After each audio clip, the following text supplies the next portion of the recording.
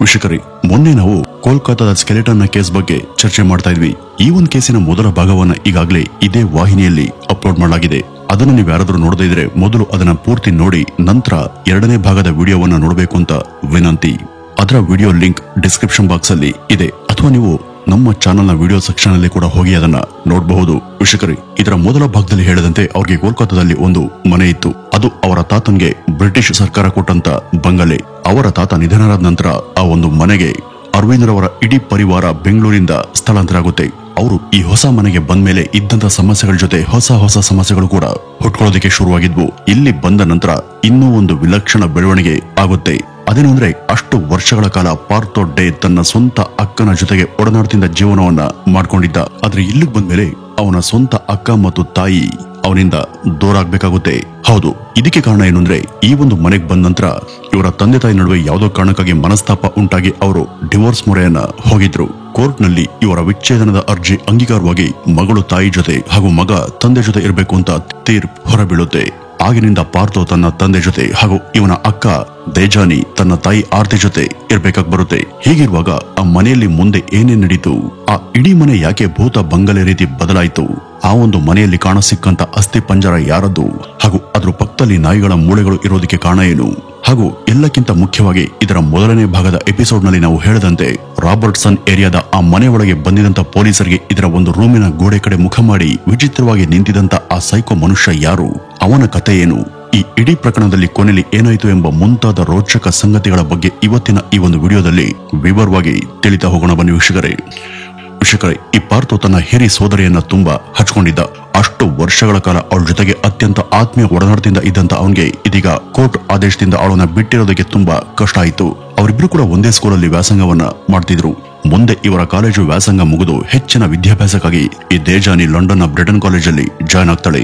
ಈ ಕಡೆ ಪಾರ್ಥೋ ಕೂಡ TCS ಸಂಸ್ಥೆಯಲ್ಲಿ ಕೆಲಸ ಸಿಕ್ಕಿ ಅವನು ಕೂಡ ವಿದೇಶಕ್ಕೆ ಹೋಗ್ತಾನೆ.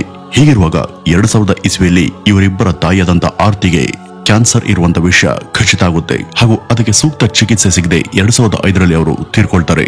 ಈ ಒಂದು ಘಟನೆ ಪಾರ್ಥೋ ಬದುಕಲ್ಲಿ ಒಂದು ದೊಡ್ಡ ಪ್ರಭಾವವನ್ನ ಬೀರುತ್ತೆ. ಅವನು ತನ್ನನ್ನ ಅಷ್ಟೆಲ್ಲ ರೀತಿಯಲ್ಲಿ ಚಿಕ್ಕಂದಿನಿಂದಲೂ ಕೂಡ ಕಂಟ್ರೋಲ್ ಮಾಡಿಕೊಂಡು ಬಂದಿದ್ದ. ತನ್ನ ತಾಯಿಯನ್ನೇ ತನ್ನ ಸರ್ವಸ್ವ ಅಂತ ಭಾವಿಸಿದ್ದ. ತನ್ನ ತಾಯಿ ಹಾಗೂ ಅಕ್ಕ ಇವರಿಬ್ರು ಕೂಡ ಅವರ ಬದುಕಿನ 2 ಪಿಲ್ಲರ್ಗಳಾಗಿದ್ರು. ಈಗ ಅವನು ತನ್ನ ತಾಯಿಯನ್ನ ಕಳೆದುಕೊಂಡು ಸಂಪೂರ್ಣವಾಗಿ ಖಿನ್ನತೆಗೆ ಜಾರಿದ. ಇದೇ ಚಿಂತೆಯಲ್ಲಿ ಅವನಿಗೆ ಕೆಲಸ ಮಾಡೋದಕ್ಕೆ ಮನಸ್ಸಿಲ್ಲದೆ ಆ ಒಂದು ಕೆಲಸಕ್ಕೆ ರಾಜೀನಾಮೆಯನ್ನು ಕೊಟ್ಟು 2005ರಲ್ಲಿ ಕೋಲ್ಕತ್ತಾಗೆ ತನ್ನ ತಾತನ ಮನೆಗೆ ಹಿಂದಿರುಗಿ ಬಂದಿದ್ದ. ಈ ರೀತಿ ಅಲ್ಲಿಗೆ ಬಂದವನು ಅವನು ಮುಂದಿನ 10 ವರ್ಷದವರೆಗೂ ಯಾವುದೇ ಕೆಲಸ ಮಾಡದೆ, ಪೊಲೀಸರು ಆ ಮನೆಯನ್ನ ಹುಡುಕೊಂಡು ಬರೋವರೆಗೂ ಕೂಡ ಯಾರ ಜೊತೆ ಕೂಡ ಬೆರೆದೆ, ಹೊರಗಡೆ ಕೂಡ ಬಾರದೆ ಅದೇ ಮನೆಯೊಳಗೆ ಕೈದಿಯಂತೆ ಜೀವಿಸ್ತಾ ಇದ್ದ. ಈಗ ಅವನ ಮನೆಗೆ ಅಕ್ಕ ದೇಜಾನಿ ಕೂಡ ಬಂದಿದ್ಲು. ತನ್ನ ತಾಯಿ ಹೋದ ನಂತರ ಈಕೆ ಕೂಡ ತನ್ನ ಇಡೀ ಬದುಕನ್ನ ಆಧ್ಯಾತ್ಮ ಹಾಗೂ ಅದರ ಚಿಂತನೆಗೆ ಮೀಸಲಿಡ್ತಾಳೆ. ಹಾಗೂ ವಿಶ್ವದ ಅನೇಕ ಧರ್ಮಗಳ ಆಧ್ಯಾತ್ಮಿಕ ಪುಸ್ತಕಗಳನ್ನ ಮತ್ತು ಅವುಗಳಿಗೆ ಸಂಬಂಧಪಟ್ಟಂತ ಸಿಡಿಗಳನ್ನ ಮನೆಗೆ ತಂದು ಅವುಗಳನ್ನ ಓದೋದ್ರಲ್ಲಿ ಹಾಗೂ ಕೇಳೋದ್ರಲ್ಲಿ ಅವಳು ಮಗ್ನಳಾಗ್ತಾಳೆ.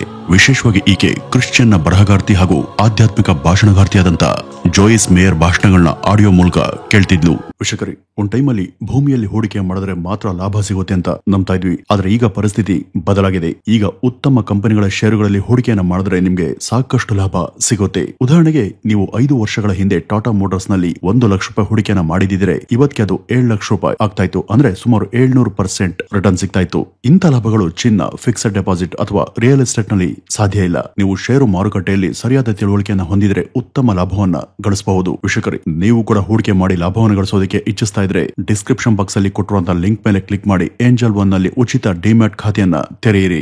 ನೀವೇನಾದ್ರೂ ಹೊಸಬರಾಗಿದ್ರೆ ನಿಮ್ಗೆ ಸಲಹೆ ಕೊಡೋದಕ್ಕೆ ಅಲ್ಲಿ ಅಡ್ವೈಸರ್ ಗಳು ಕೂಡ ಸಿಗ್ತಾರೆ. ನೀವು ಕೇವಲ 100 ರೂಪಾಯಿನೂ ಕೂಡ ಹೂಡಿಕೆಯನ್ನ ಶುರು ಮಾಡಬಹುದು. ಅದಲ್ಲದೆ ಮ್ಯೂಚುವಲ್ ಫಂಡ್ಸ್ ಅಲ್ಲೂ ಕೂಡ ನೀವು ಹೂಡಿಕೆಯನ್ನ ಮಾಡಬಹುದು. ಮತ್ಯಾಗ್ತಡ, ಡಿಸ್ಕ್ರಿಪ್ಷನ್ ಅಲ್ಲಿ ಇರುವಂತಹ ಲಿಂಕ್ ಅನ್ನ ಕ್ಲಿಕ್ ಮಾಡಿ ಉಚಿತ ಡಿಮ್ಯಾಟ್ ಖಾತೆಯನ್ನ ತೆರೆಯಿರಿ. ವೀಕ್ಷಕರೇ, ಈ ಒಂದು ವಿಡಿಯೋದ ಮೊದಲ ಭಾಗದಲ್ಲಿ ಪೊಲೀಸರು ಈ ಮನೆಯೊಳಗೆ ಬಂದಾಗ ಅವ್ರಿಗೆ ಸ್ಪೀಕರ್ ಗಳಲ್ಲಿ ಕೇಳಿ ಬರ್ತದಂತ ಧ್ವನಿ ಇದೇನೆ. ಯಾವ ರೀತಿ ತನ್ನ ಅಕ್ಕ ಹೀಗೆಲ್ಲ ಆಧ್ಯಾತ್ಮಿಕತೆಗೆ ಸೋತು ಅದ್ರ ಕಡೆ ವಾಲಿದ್ಲು, ಈ ಪಾರ್ಥೋ ಕೂಡ ಅವಳ ತರ ಅವುಗಳ ಕಡೆಗೆ ಆಸಕ್ತಿಯನ್ನ ಬೆಳೆಸ್ಕೊಳ್ತಾ ಹೋದ. ಅವನು ವಿಶ್ವದ ಸುಮಾರು 12 ಧರ್ಮಗಳ ಆಧ್ಯಾತ್ಮಿಕ ಸಾರವನ್ನ ತಿಳಿಯುವಂತ ಸಲುವಾಗಿ ಅವುಗಳ ಕುರಿತಾಗಿ ಬರೆಯಲಾಗಿದ್ದಂತ 100 ಪುಸ್ತಕಗಳನ್ನ ತರಿಸಿಕೊಂಡು ಮನೆ ತುಂಬಾ ಇಟ್ಕೊಂಡಿದ್ದ. ಪೊಲೀಸರ ಹೇಳಿಕೆ ಪ್ರಕಾರ ಅವರು ಈ ಮನೆಗೆ ಬಂದು ನೋಡಿದಾಗ ಅವ್ರಿಗೆ ಆ ಮನೆ ತುಂಬಾ ಸುಮಾರು 10,000ಕ್ಕೂ ಹೆಚ್ಚಿನ ಸಂಖ್ಯೆಯಲ್ಲಿ ವಿವಿಧ ಬಗೆಯ ಆಧ್ಯಾತ್ಮಿಕ ಪುಸ್ತಕಗಳು ಸಿಕ್ಕಿದ್ವಂತೆ. ಈಗ ಆ ಮನೆಯಲ್ಲಿ 3 ಕೂಡ ಒಟ್ಟಿಗೆ ವಾಸ ಮಾಡೋದಕ್ಕೆ ಶುರು ಮಾಡಿದ್ರು. ಪಾರ್ಥೋ ತನ್ನ ತಾಯಿಯ ನೆನಪಲ್ಲಿ ಖಿನ್ನತೆಗೆ ಜಾರಿದ್ರೆ ಅವನ ಸೋದರಿ ಸ್ಪಿರಿಚುವಲ್ ಲೈಫ್ ಕಡೆಗೆ ಮುಖ ಮಾಡಿದ್ಲು.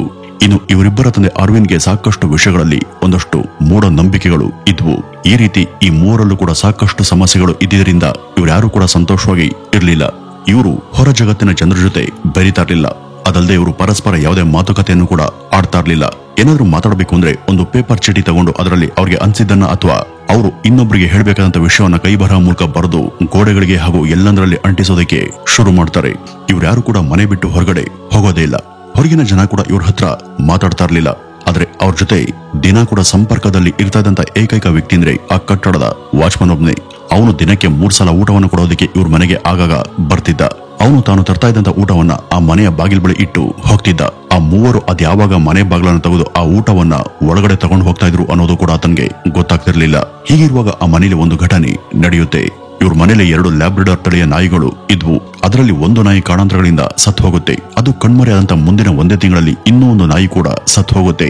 ಈ ನಾಯಿಗಳ ಸಾವಿಗೆ ಯಾವುದೋ ದೆವ್ವದ ಶಾಪನೆ ಕಾರಣ ಅಂತ ಈ ದೇಜಾನಿ ನಂಬಿದ್ಲು. ಸತ್ತ ನಾಯಿಗಳ ದೇಹವನ್ನು ಹೊರಗಡೆ ಎಸೆಯುವಂತ ಬದಲು ಇವರು ಒಳಗೇನೆ ಇಟ್ಕೋತಾರೆ. ನಾನು ಕಟ್ಟುನಿಟ್ಟಿನ ಉಪವಾಸ ವ್ರತ ಮಾಡಿದ್ರೆ ಆ ನಾಯಿಗಳ ಸಾವಿಗೆ ನ್ಯಾಯ ಹಾಗೂ ಅವುಗಳು ಯಾಕೆ ಸತ್ತು ಅನ್ನುವಂತ ಸಂಗತಿ ದೈವದಿಂದಲೇ ನನಗೆ ಗೊತ್ತಾಗುತ್ತೆ ಅನ್ನುವಂತ ಭಾವನೆ ಈ ದೇಜಾನಿಗೆ ಬಂದಿತ್ತು. ಆಗಿಂದ ಅವಳು ಏನನ್ನು ಕೂಡ ಸೇವಿಸ್ತೆ 3 ಹೊತ್ತು ಕೂಡ ಉಪವಾಸ ಇರೋದಕ್ಕೆ ಶುರು ಮಾಡ್ತಾಳೆ. ಆಕೆಗೆ ಊಟ ಮಾಡು, ಆರೋಗ್ಯವನ್ನು ಕೆಡಿಸ್ಕೊಳ್ಬೇಡ ಅಂತ ಆ ಮನೆಯಲ್ಲಿ ಯಾರು ಕೂಡ ಹೇಳೋದಿಲ್ಲ. 2014 ಡಿಸೆಂಬರ್ನಲ್ಲಿ ಹಸಿವಿನಿಂದಲೇ ಪೋಷಕಾಂಶಗಳ ಕೊರತೆಯಿಂದಾಗಿ ದೇಜಾನಿ ಆ ಮನೆಯ ಬೆಡ್ರೂಮ್ನ ಮಂಚದ ಮೇಲೆ ಮಲಗಿದಂತ ಸ್ಥಿತಿಯಲ್ಲಿ ಒಂದಿನ ಸಾವನ್ನಪ್ತಾಳೆ. ಈ ಒಂದು ವಿಡಿಯೋದ ಮೊದಲ ಭಾಗದಲ್ಲಿ ನಾವು ಹೇಳಿದಂತೆ ಪೊಲೀಸರಿಗೆ ಅವತ್ತು ಹಾಸಿಗೆ ಮೇಲೆ ಸಿಕ್ಕಂತ ಅಸ್ಥಿ ಪಂಜರ ಬೇರೆ ಯಾರದೂ ಅಲ್ಲ, ಅದು ಇದೇ ದೇಜಾನಿಯದ್ದು. ಆಕೆ ಸತ್ತಂತ ವಿಷಯ ಆ ಮನೆಯಲ್ಲಿದ್ದಂತ ಇತರರಿಗೆ ಗೊತ್ತಾಗ್ಲಿಲ್ವ ಅಂತ ನೀವು ಕೇಳಬಹುದು. ಆಗ್ಲೇ ಹೇಳದಂತೆ ಇವರು ಪರಸ್ಪರರ ಜೊತೆ ಮಾತೇ ಆಡ್ತಿರ್ಲಿಲ್ಲ. ಪ್ರತಿಯೊಂದನ್ನು ಕೂಡ ಪೇಪರ್ ತುಂಡುಗಳ ಮೇಲೆ ಕೈ ಬರಹದ ಮೂಲಕ ಬರೀತಾ ಇದ್ರು. ತನ್ನ ಅಕ್ಕ ತನ್ನದೇ ರೂಮಲ್ಲಿ ಏನು ಕೂಡ ಊಟ ಮಾಡದೆ ಸತ್ತದ್ದು ಪಾರ್ಥೋಗೆ ಗೊತ್ತಿತ್ತು. ಇವನು ತನ್ನ ಅಕ್ಕನ ಶವದೊಂದಿಗೆ ಆ ಒಂದು ರೂಮಲ್ಲಿ ತಿಂಗಳಾನುಗಟ್ಟಲೆ ವಾಸ ಮಾಡ್ಕೊಂಡಿದ್ದ. ತನ್ನ ಅಕ್ಕನ ಶವದ ಜೊತೆ ಮಾತಾಡೋದಿಕ್ಕೆ ಟ್ರೈ ಮಾಡ್ತಿದ್ದ. ಆ ದೇಹಕ್ಕೆ ಊಟವನ್ನು ಕೊಡೋದಿಕ್ಕೆ ಪ್ರಯತ್ನ ಪಡ್ತಿದ್ದ. ಅಷ್ಟೇ ಅಲ್ಲ, ಆ ದೇಹ ಅಲ್ಲಿಯೇ ಕೊಳೆತು ಅಸ್ಥಿ ಪಂಜರದ ಸ್ಥಿತಿಗೆ ಬರೋವರೆಗೂ ಅದು ಯಾವ ಹಾಸಿಗೆ ಮೇಲಿತ್ತೋ ಅದರ ಪಕ್ಕದಲ್ಲಿ ಅವನು ದಿನಾ ಕೂಡ ನಿದ್ದೆ ಮಾಡ್ತಿದ್ದ. ತಾಯಿ ಹಾಗೂ ಅಕ್ಕನ ವಿಯೋಗ ಅವನ ಮಾನಸಿಕ ಸ್ಥಿಮಿತೆಯನ್ನ ಕೊಂದಾಕಿತ್ತು. ಆ 2 ನಾಯಿಗಳ ಶವಗಳನ್ನು ಕೂಡ ಅವನು ಅದೇ ರೂಮ್ಗೆ ತಗೊಂಬಂದು ಇಟ್ಟಿದ್ದ. ಹೀಗಾಗಿ ಅವು ಇಲ್ಲಿ ಕೊಳೆತು ಮೂಳೆಗಳಾಗಿ ಬದಲಾಗಿದ್ವು. ಇದೆಲ್ಲದರ ನಡುವೆ ಆ ಪುಣ್ಯಾತ್ಮ ಆ ವಾಸನೆ ಹಾಗೂ ಆ ದೃಶ್ಯವನ್ನ ಸಹಿಸಿಕೊಂಡು ಅದೇಗಾದ್ರೂ ಇದ್ನೋ ಆ ದೇವರಿಗೇನೆ ಗೊತ್ತು. ಅವನಿಗೆ ಅದು ತಪ್ಪು, ತಾನು ಹೀಗಿರಬಾರ್ದು ಅನ್ನುವಂತ ಕಾಮನ್ ಸೆನ್ಸ್ ಕೂಡ ಇರ್ಲಿಲ್ಲ. ಎಲ್ಲ ಸರಿ. ಇದೆಲ್ಲ ಆಗುವಾಗ ಇವ್ರ ತಂದೆ ಏನ್ ಮಾಡ್ತಿದ್ರು ಹಾಗೂ ಅವತ್ತು ಬಾತ್ರೂಮ್ ಟಬ್ನ ಒಳಗೆ ಹೊತ್ಕೊಂಡು ಹೊರಿತಾದಂತ ಆ ಒಂದು ದೇಹ ಯಾರದು, ಅದ್ರ ಬಗ್ಗೆ ನೀವು ಏನು ಹೇಳೇ ಇಲ್ವಲ್ಲ ಅಂತ ನೀವು ಕೇಳಬಹುದು. ಮೊದಲೇ ಮನೋಖಿನ್ನತೆ ಹಾಗೂ ಮೂಢನಂಬಿಕೆಗೆ ಬಲಿಯಾಗಿದ್ದಂತ ಇವ್ರ ತಂದೆ ತಮ್ಮ 70ನೇ ವಯಸ್ಸಿನಲ್ಲಿ ಬಾತ್ರೂಮ್ನ ಒಳಗೆ ತಮ್ಮ ಪ್ರಾಣವನ್ನ ತಾವೇ ಕಳೆದುಕೊಳ್ತಾರೆ. ಇಲ್ಲಿ ಬೆಂಕಿಯಲ್ಲಿ ಬೇಯ್ತಿದ್ದಂತ ದೇಹ ಬೇರೆ ಯಾರದೂ ಅಲ್ಲ, ಅದು ಇವ್ರ ತಂದೆಯದ್ದೇ. ತಾನೇ ತನ್ನ ಮೈಗೆ ಪೆಟ್ರೋಲ್ ಸುರಿದುಕೊಂಡು ಸತ್ತು ಹೋಗ್ತಾ ಇದ್ದೀನಿ ಅಂತ ಅವ್ರ ಪಕ್ಕದಲ್ಲಿ ಸಿಕ್ಕಂತ ಪೇಪರ್ನಲ್ಲಿ ಸ್ವತಃ ತಾವೇ ಬರೆದಿದ್ರು. ಮುಂದೆ ತನಿಖೆ ನಡೆದಾಗ ಈ ಕೈಬರಹ ಅವರದೇ ಅನ್ನೋದು ದೃಢ ಆಗುತ್ತೆ. ಇಷ್ಟೇ ಅಲ್ಲದೆ ಪಾರ್ಥೋ ಬಳಿ ಒಂದು ಡೈರಿ ಕೂಡ ಸಿಕ್ಕಿತ್ತು. ಆ ಡೈರಿಯಲ್ಲಿ ಇದಕ್ಕಿಂತಲೂ ಸಾಕಷ್ಟು ವಿವರಣೆ ಇದ್ದಂತ ಬರಹಗಳು ದಾಖಲಾಗಿದ್ವು. ಅಲ್ಲಿ ಸಿಕ್ಕಂತ ಪೇಪರ್ ಪೀಸ್ಗಳು ಹಾಗೂ ಡೈರಿಯಲ್ಲಿ ಇದ್ದಂತ ವಿಷಯಗಳಿಂದ ಆ ಮನೆಯಲ್ಲಿ ಕಳೆದ 10 ವರ್ಷಗಳಿಂದ ಏನೇನ್ ನಡೆದಿರಬಹುದು ಅನ್ನೋದು ಪೊಲೀಸರಿಗೆ ಗೊತ್ತಾಯ್ತು. ಅವತ್ತು ಪೊಲೀಸರು ಆ ಮನೆ ಒಳಗೆ ಬಂದಾಗ ಅದರ ಒಂದು ರೂಮ್ ನಲ್ಲಿ ಗೋಡೆ ಕಡೆಗೆ ತಿರುಗಿ ಸೈಕೋತರ ವರ್ತನೆ ಮಾಡ್ತಾ ಇದ್ದಂತ ವ್ಯಕ್ತಿ ಬೇರೆ ಯಾರು ಅಲ್ಲ, ಅದು ಸ್ವತಃ ಪಾರ್ಥೋ.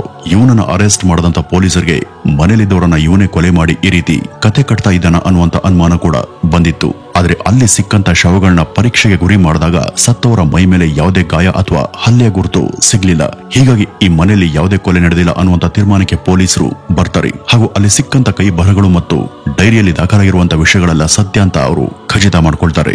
ಅರೆಸ್ಟ್ ಮಾಡದಂತ ಅವನನ್ನ ಕೋರ್ಟ್ಗೆ ಸಬ್ಮಿಟ್ ಮಾಡಿದಾಗ ಅವನ ಹೇಳಿಕೆ ಹಾಗೂ ಅವನ ವರ್ತನೆ ಗಮನಿಸಿದಂತ ಕೋರ್ಟ್ ಅವನ ಮೇಲೆ ಹೆಚ್ಚಿಗೆ ಯಾವುದೇ ಚಾರ್ಜಸ್ ಅನ್ನ ಹಾಕೋದಿಲ್ಲ. ಯಾಕೆಂದ್ರೆ ಇಲ್ಲಿ ಆತ ಯಾವುದೇ ಕೊಲೆಯನ್ನ ಮಾಡಿಲ್ಲ.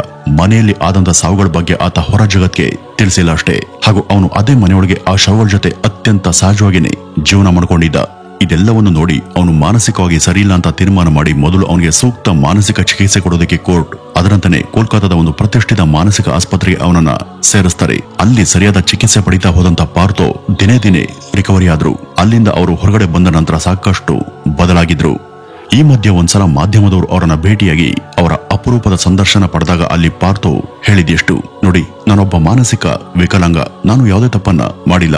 ನನ್ಗೆ ನನ್ನ ತಾಯಿ ಮೇಲೆ ತುಂಬಾ ವಾತ್ಸಲ್ಯ ಇದೆ. ನನ್ನ ಹೆಸರಲ್ಲಿ ಸಾಕಷ್ಟು ಆಸ್ತಿ ಪಾಸ್ತಿ ಕೂಡ ಇದೆ. ನಾನು ನನ್ನ ತಾಯಿಯ ಮನೆಗೆ ಹೋಗ್ಬೇಕು. ಅವಳು ಕಾಲವನ್ನ ಕಳೆದಂತ ಸ್ಥಳದಲ್ಲಿ ನಾನು ನನ್ನ ಬದುಕನ್ನ ಕಳಿಬೇಕು ಅನ್ನೋದು ನನ್ನ ಕೊನೆಯ ಆಸೆ.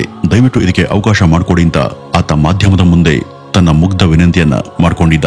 ಈತ ಮಾನಸಿಕ ಚಿಕಿತ್ಸಾ ಕೇಂದ್ರದಿಂದ ಹೊರಬಂದ ನಂತರ ಯಾವುದೋ ಕಾಲೇಜಿನ ಪ್ರಿನ್ಸಿಪಲ್ ಒಬ್ರು ಇವನನ್ನು ನೋಡಿಕೊಳ್ಳುವಂತ ಬಾಧ್ಯತೆಯನ್ನ ವಹಿಸಿಕೊಳ್ತಾರೆ. ಅಲ್ಲಿಂದ ಈ ವಿಲಕ್ಷಣ ವ್ಯಕ್ತಿಯ ಜೀವನನೇ ಬದಲಾಗ್ತಾ ಹೋಗುತ್ತೆ. ಮಾನಸಿಕವಾಗಿ ಈಗ ಸಾಕಷ್ಟು ಸುಧಾರಿಸಿಕೊಂಡಿದ್ದಂತ ಪಾರ್ಥೋದನ ಹಳೆಯ ಪ್ರಾಪರ್ಟಿಯನ್ನ ಕೋಟ್ಯಾಂತರ ರೂಪಾಯಿಗಳಿಗೆ ಮಾರಾಟ ಮಾಡಿ ಆ ಒಂದು ಹಣದಿಂದ ಬೇರೊಂದು ಜಾಗದಲ್ಲಿ ಒಂದು ಹೊಸ ಅಪಾರ್ಟ್ಮೆಂಟ್ ಅನ್ನ ಖರೀದಿ ಮಾಡ್ತಾನೆ. ಹಾಗೂ ತಾನು ಖರೀದಿ ಮಾಡಿದಂತ ಆ ಒಂದು ಜಾಗದಲ್ಲಿ ಹೊಸ ಸ್ನೇಹಿತರ ಜೊತೆ ಹೊಸ ಜೀವನಕ್ಕೆ ಕಾಲಿಡುವಂತ ಅವನು ಸ್ನೇಹಿತರ ಜೊತೆ ಆತ ಮೋಜು ಮಸ್ತಿ ಪಾರ್ಟಿ ಅಂತ ಸಂತೋಷದ ಕ್ಷಣಗಳನ್ನ ಕಳಿತ ಇತರರ ಹಾಗೆ ತಾನು ಕೂಡ ಸದೃಢವಾದಂತ ಸಾಮಾಜಿಕ ವ್ಯಕ್ತಿಯಾಗಿ ಬದಲಾಗ್ತಾನೆ.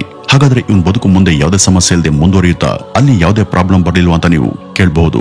ಆದ್ರೆ ನೀವಿಲ್ಲಿ ತಿಳಿಬೇಕಾದದ್ದು ಇನ್ನೂ ಕೂಡ ಒಂದು ಮುಖ್ಯ ವಿಷಯ ಇದೆ. 2017 ಫೆಬ್ರವರಿ ತಿಂಗಳಲ್ಲಿ ಒಂದಷ್ಟು ಅನಿರೀಕ್ಷಿತ ಘಟನೆಗಳು ನಡೀತವೆ. ಅದೊಂದಿನ ಪಾರ್ಥೋ ತನ್ನ ಫೇಸ್ಬುಕ್ ಖಾತೆಯಲ್ಲಿ ತನ್ನದೊಂದು ಫೋಟೋವನ್ನು ಅಪ್ಲೋಡ್ ಮಾಡಿ it's better to light a candle than to curse a darkness ಅಂತ ಬರ್ತ್ಕೊಂಡಿದ್ದ. ಇದಾದ ನಂತರ ಆತ ಯಾರೋ ಫೋನ್ಗೂ ಉತ್ತರಿಸಲಿಲ್ಲ.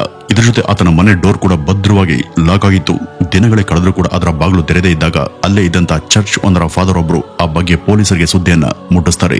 ಸ್ಥಳಕ್ಕೆ ಬಂದು ನೋಡದಂತ ಪೊಲೀಸರು ಆ ಬಾಗ್ಲನ್ನ ಡೂಪ್ಲಿಕೇಟ್ ಕೀಯನ್ನು ಬಳಸಿ ಓಪನ್ ಮಾಡಿ ಒಳಗ್ ಬಂದಾಗ ತಮ್ಗೆ ಕಂಡಂತ ಆ ಒಂದು ವಿಚಿತ್ರ ದೃಶ್ಯದಿಂದ ಒಂದು ಕ್ಷಣ ದಂಗಾಗಿ ಹೋಗಿದ್ರು. ಈ ಹಿಂದೆ ಅಂದ್ರೆ 2015 ಜೂನ್ ನಲ್ಲಿ ಇವ್ರ ತಂದೆ ಯಾವ ರೀತಿ ಬಾತ್ರೂಮ್ ನ ಟಬ್ ನ ಒಳಗೆ ತಮ್ಮ ದೇಹಕ್ಕೆ ತಾವೇನೆ ಬೆಂಕಿ ಹಚ್ಚಿಕೊಂಡು ಸತ್ತಿದ್ರು, ಅದೇ ಮಾದರಿಯಲ್ಲಿ ಈ ಮನೆಯ ಬಾತ್ರೂಮ್ ನಲ್ಲಿ ಈ ಪಾರ್ಥೋ ದೇಹ ಕೂಡ ಹೊತ್ತಿ ಉರಿತಾ ಇತ್ತು. ಅಲ್ಲಿ ಕೆಳಗೆ ಒಂದು ಪೆಟ್ರೋಲ್ ಕ್ಯಾನ್ ಮತ್ತು ಬೆಂಕಿ ಪಟ್ನ ಕೂಡ ಸಿಕ್ಕಿತ್ತು. ಆದ್ರೆ ಅವ್ರ ತಂದೆ ರೀತಿ ಈತ ಯಾವುದೇ ಚೀಟಿಯನ್ನ ಬರ್ದಿರ್ಲಿಲ್ಲ. ಈತನ ಜೀವನ ಕೆಲವೇ ತಿಂಗಳ ಕೆಳಗೆ ಸಂಪೂರ್ಣವಾಗಿ ಹೀಗಿದ್ದು ಕೂಡ ಪಾರ್ಥೋ ಈ ರೀತಿ ಮಾಡ್ಕೊಂಡ ಅಂದ್ರೆ ಏನರ್ಥ? ಇವ್ರ ತಂದೆ ಕೂಡ ಯಾಕೆ ಸತ್ರು, ಅದಕ್ಕೆ ಕಾರಣ ಏನು ಅನ್ನೋದು ಕೂಡ ಕೊನೆವರೆಗೂ ಗೊತ್ತಾಗ್ಲಿಲ್ಲ. ಅದೇ ತರ ಅವನ ಮಗ ಪಾರ್ಥೋ ಕೂಡ ಈ ರೀತಿ ಯಾಕೆ ಮಾಡ್ಕೊಂಡ ಅನ್ನೋದು ಇವತ್ಗೂ ರಹಸ್ಯವಾಗಿನೇ ಉಳಿದೋಗಿದೆ. ಅಷ್ಟೆಲ್ಲ ಆಸ್ತಿ ಪಾಸ್ತಿ ಹಾಗೂ ಅನುಕೂಲಗಳು ಇದ್ರೂ ಕೂಡ ಈ ರೀತಿ ಒಬ್ಬೊಬ್ಬರೇ ತಮ್ಮ ಪ್ರಾಣವನ್ನ ಕಳೆದುಕೊಳ್ಳೋದಕ್ಕೆ ಅಲ್ಲಿ ಯಾವುದೇ ಕಾರಣವಾಗ್ಲಿ ಅವಕಾಶವಾಗ್ಲಿ ಇರ್ಲಿಲ್ಲ.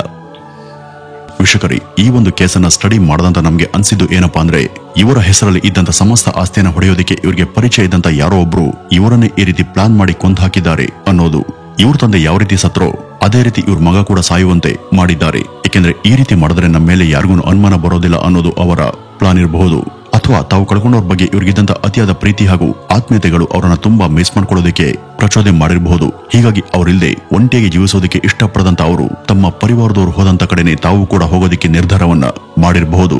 ಕೋಲ್ಕತ್ತಾದ ಇವರ ಆ ಭೂತ ಬಂಗಲೆ ಅಂತ ಮನೆಯನ್ನ ಇವರು ಕೋಟ್ಯಾಂತರ ರೂಪಾಯಿ ಬೆಲೆಗೆ ಅದೇಗೆ ಬೇರೆಯವರಿಗೆ ಮಾರಿದ್ರು ಅನ್ನೋದು ಯಾರಿಗೂ ಗೊತ್ತಿಲ್ಲ. ಒಟ್ನಲ್ಲಿ ಇವರ ಜೀವನ ಈ ರೀತಿ ಏನೇನೋ ಏರುಪೇರುಗಳನ್ನ ಕಂಡು ಅಂತಿಮವಾಗಿ ಈ ರೀತಿ ದುರಂತ ಅಂತ್ಯ ಕಂಡದು ನಿಜಕ್ಕೂ ತುಂಬಾ ಕಾಡುವಂತ ಸಂಗತಿ. ವೀಕ್ಷಕರೇ, ನಾವೆಲ್ಲ ನಮ್ಮ ಮಕ್ಕಳನ್ನ ಕಂಟ್ರೋಲ್ ಮಾಡ್ತೀವಿ. ಅವರು ನಾವು ಹೇಳಿದಂತಾನೆ ಕೇಳಬೇಕು. ಯಾರ್ಯಾರ ಜೊತೆ ಸೇರಿ ಅವರು ಹಾಳಾಗೋದ್ ಬೇಡ, ಮತ್ತೆ ಕೆಟ್ಟ ವಿಷಯಗಳನ್ನ ಕಲಿಯೋದ್ ಬೇಡ ಅನ್ನೋದು ನಮ್ಗೆ ನಮ್ಮ ಮಕ್ಕಳ ಮೇಲಿರುವಂತ ಕಾಳಜಿ. ಇದು ಬಹುತೇಕ ಎಲ್ಲ ಪೋಷಕರಲ್ಲೂ ಕೂಡ ಇರುತ್ತೆ. ಈ ರೀತಿಯ ಭಾವನೆ ಇರೋದು ತಪ್ಪಲ್ಲ. ಆದ್ರೆ ತಮ್ಮ ಮಕ್ಕಳನ್ನ ನಾವು ಕಂಟ್ರೋಲ್ ಮಾಡುವಂತ ವೇಗದಲ್ಲಿ ಅವರು ಯಾರ ಜೊತೆ ಕೂಡ ಬೆರಿಬಾರ್ದು ಅಂತ ತಾಕೀತ್ ಮಾಡಿ ಅವರ ಬಾಲ್ಯದ ಸವಿ ನೆನಪುಗಳನ್ನ ಕದಿಯೋದು ಮತ್ತು ಅವರ ಬಾಲ್ಯಾವಸ್ಥೆಯನ್ನ ನಮ್ಮ ಕೈಯಾರೆ ನಾವೇ ಕತ್ತಿಸ್ಕಿ ಕೊಲ್ಲೋದು ಖಂಡಿತ ಸರಿಯಲ್ಲ.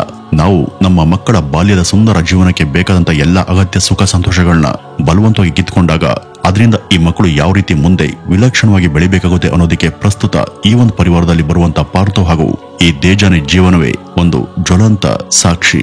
ವೀಕ್ಷಕರೇ, ಇದಿಷ್ಟು ಈ ಒಂದು ವಿಡಿಯೋದ ಸಮಗ್ರ ಮಾಹಿತಿ. ಇನ್ನು ಇದ್ರ ಬಗ್ಗೆ ನಿಮ್ಮ ಅನಿಸಿಕೆ ಏನು ಅನ್ನೋದನ್ನ ತಪ್ಪದೆ ಕಮೆಂಟ್ ನ ಮೂಲಕ ತಿಳಿಸಿ. ಹಾಗೇನೆ ಡಿಸ್ಕ್ರಿಪ್ಷನ್ ಬಾಕ್ಸ್ ಅಲ್ಲಿ ಇರುವಂತಹ ಲಿಂಕ್ ಅನ್ನು ಕ್ಲಿಕ್ ಮಾಡಿ ಫ್ರೀ ಡಿಮ್ಯಾಟ್ ಅಕೌಂಟ್ ಅನ್ನು ಓಪನ್ ಮಾಡ್ಕೊಳ್ಳೋದನ್ನ ಮರಿಬೇಡಿ ಅಂತ ಹೇಳ್ತಾ ಈ ಒಂದು ವಿಡಿಯೋವನ್ನ ಮುಗಿಸೋಣ. ನಮಸ್ಕಾರ.